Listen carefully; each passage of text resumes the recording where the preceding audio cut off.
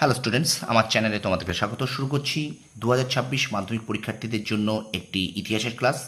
তোমাদের সামনে দেখতে পাচ্ছ রয়েছে টার্গেট পারুল মাধ্যমিক 2026। পারুল প্রকাশনীর এই যে প্রশ্নবিচিত্রার মতো বইটা আছে, সেই পারুল প্রকাশনী বইটা থেকে ইতিহাসের মডেল সেট আমরা করব। এর আগে আমরা কিন্তু তিনটি মডেল কোশ্চেন সেট করেছি। আজকে আমরা করব 4 নম্বর মডেল সেট। তো প্রথম থেকে শেষ পর্যন্ত ভিডিওটা দেখবে, একটু স্কিপ করবে না, ঠিক আছে? দেখো, চলো শুরু করি ক্লাসটি। বইটা একটু মোটা আছে, ঠিক আছে? তো দেখো, শুরু করি ক্লাসটি। মডেল কোশ্চেন সেট 4, পারুল প্রকাশনীর বই, ঠিক আছে? ইতিহাস আমরা মাধ্যমিক 2026-এর জন্য। চলো, মডেল কোশ্চেন পেপার সেট 4। ওকে, প্রথম প্রশ্ন বলছে, দেখো 1.1 সঠিক উত্তরটি নির্বাচন করো। বলছে বিশ্ব ক্রিকেটের পীঠস্থান বলা হয় লর্ডসকে। পরের প্রশ্ন, ভারতীয় চলচ্চিত্রের জনক বলা হয় দাদা সাহেব ফালকেকে। পরের প্রশ্ন দেখো, সপ্তদশ আইন দ্বারা যে কুপ্রথার অবসান ঘটানো হয় তার নাম সতীদাহ প্রথা। পরের প্রশ্ন বলছে, ভারতীয় বিশ্ববিদ্যালয় আইন পাশ হয় 1904 খ্রিস্টাব্দে। তত্ত্ববোধিনী সভা গঠন করেছিলেন দেবেন্দ্রনাথ ঠাকুর। দিকু শব্দের অর্থ বহিরাগত। পরের প্রশ্ন দেখো, মুন্ডা সমাজে জমিতে যৌথ মালিকানাকে বলা হতো খুঁতকাঠি প্রথা।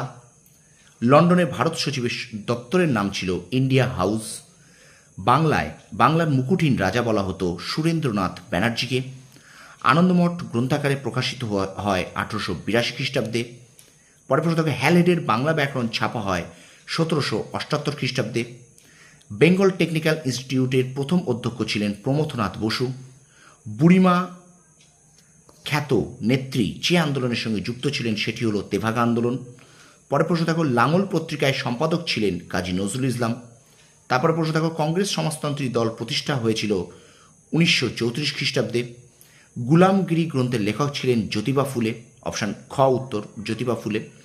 দীপালি সংঘ প্রতিষ্ঠা করেছিলেন লীলানাগ। মাদ্রাজে আত্মসম্মান আন্দোলন শুরু করেন রামস্বামী নাইকার।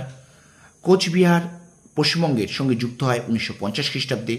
এবং 1.20 শেষ প্রশ্ন দেখো, স্বাধীন ভারতের প্রথম ভাষাভিত্তিক রাজ্যটি হল অন্ধ্রপ্রদেশ।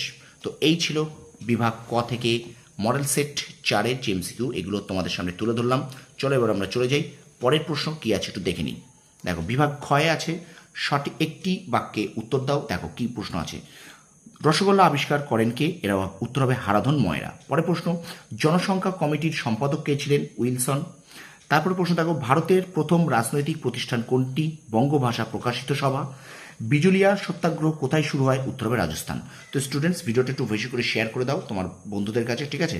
আর আমার চ্যানেল যদি নতুন হয়ে থাকে অবশ্যই চ্যানেলটাকে সাবস্ক্রাইব করো, পাশে থাকা বেল আইকনটা প্রেস করে রাখো এই ধরনের মডেল সেট প্র্যাকটিস করার জন্য। দেখো, ঠিক বা ভুল নির্ণয় করো। প্রথম বিধবা বিবাহ করেন শ্রীশচন্দ্র বিদ্যারত্ন, এটা হলো ঠিক। সিধু মুর্মু মহেশ নামে এক দ্বারকাকে হত্যা করেছিলেন, উত্তর হবে ঠিক। বাংলার মুদ্রণ শিল্পের জনক পঞ্চানন কর্মকার, ভুল। ভারতীয় বিপ্লববাদের জননী নামে খ্যাত ভিকাজি রুস্তম কামা, ঠিক। এবার স্তম্ভ মেলাও আছে, দেখো সোমপ্রকাশ, এখানে হবে দ্বারকানাথ বিদ্যাভূষণ। নীল কমিশন হবে JP Grant. Bengal Gazette James Augustus Hicky. আর ডিনামাইট ষড়যন্ত্র কল্পনা দত্ত। ওকে, আচ্ছা এবার দেখো বিবৃতি আছে, ব্যাখ্যা।